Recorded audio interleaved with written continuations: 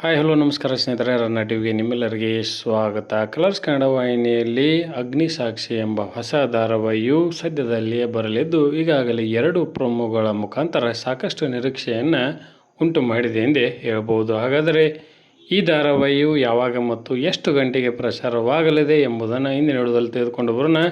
ನೀವು ಸಹಿತ ಕನ್ನಡದ ಧಾರಾವಾಹಿಗಳನ್ನು ಇಷ್ಟಪಡೋದಾದರೆ ಈ ವಿಡಿಯೋಕ್ಕೆ ತಪ್ಪದೆ ಒಂದು ಲೈಕ್ ಮಾಡಿ.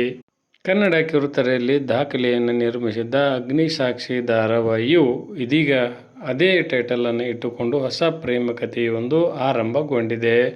ಶಮಂತ್ ಗೌಡ ಅವರು ನಾಯಕರಾಗಿ, ವರ್ಷಿಣಿ ಗೌಡ ಅವರು ನಾಯಕಿಯಾಗಿ ಇಲ್ಲಿ ಕಾಣಿಸಿಕೊಂಡಿದ್ದು, ವಿಭಿನ್ನವಾದ ಪ್ರೇಮ ಕಥನವನ್ನು ಈ ಧಾರಾವಾಹಿಯು ಹೊಂದಿದೆ ಎಂದೇ ಹೇಳಬಹುದು. ಇನ್ನು ಈ ಧಾರಾವಾಹಿಯು ಮುಂದಿನ ತಿಂಗಳು ಬರುವ ಸಾಧ್ಯತೆ ಇದೆ. ಇನ್ನು ಅಗ್ನಿಸಾಕ್ಷಿ ಧಾರಾವಾಹಿಯು ಈಗಾಗಲೇ 2 ಪ್ರೊಮೋಗಳನ್ನು ರಿಲೀಸ್ ಮಾಡಿದೆ ಮತ್ತು ಉತ್ತಮ ಜನಮೆಚ್ಚುಗೆಯನ್ನು ಸಹಿತ ಪಡೆದುಕೊಂಡಿದೆ ಎಂದೇ ಹೇಳಬಹುದು.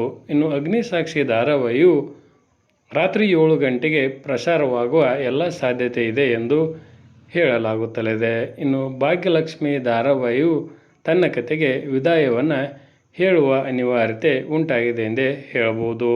ನಿಮ್ಮ ಪ್ರಕಾರ ಅಗ್ನಿಸಾಕ್ಷಿ ಧಾರಾವಾಹಿಯು ಎಷ್ಟು ಗಂಟೆಗೆ ಪ್ರಸಾರವಾಗಬೇಕು ಎಂಬುದನ್ನು ಕಮೆಂಟ್ ಬಾಕ್ಸಲ್ಲಿ ತಿಳಿಸಿ. ಧನ್ಯವಾದಗಳು, ನಮಸ್ಕಾರ.